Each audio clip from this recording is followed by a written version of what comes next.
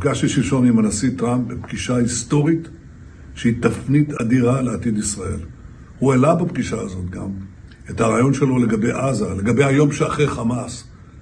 ואני חושב שכדאי להקשיב טוב טוב לרעיון הזה, שהוא הרעיון המקורי הראשון שעלה מזה שנים. במקביל דיברתי גם עם ראשי הממשל, עם סגן הנשיא, עם היועץ לביטחון לאומי, עם שר ההגנה, אקסט, בפנטגון, כולם ידידים גדולים של מדינת ישראל. ומשם הלכתי לבית הנבחרים. שם פגשתי גם את ראשי הקונגרס וגם את ראשי הסנאט, רפובליקנים ודמוקרטים כאחד, וכולם הסכימו אותי על שני דברים. אחד, אסור שלאיראן יהיה נשק גרעיני, ושתיים, החמאס חייב להיות מחוסל, הוא לא יכול להיות שם בעזה. ובנוסף אני חייב להגיד לכם, כולם הביעו הערכה עצומה להישגים הגדולים של ישראל.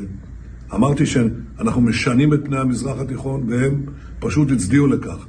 אבל הם שאלו אותי, מאיפה בא לכם הכוח? מדינה כזאת קטנה, כמו ניו ג'רזי, מאיפה הכוח שלכם? ואמרתי, הכוח שלנו בא מהעם שלנו ומהחיילים הגיבורים שלנו, ומהאמונה וההבנה שלנו שאנחנו נלחמים על אלפי שנות היסטוריה יהודית, ועל הזכות שלנו למדינה משלנו במזרח התיכון, במולדת ההיסטורית שלנו. זו האמת, והיא תיקח אותנו רחוק מאוד.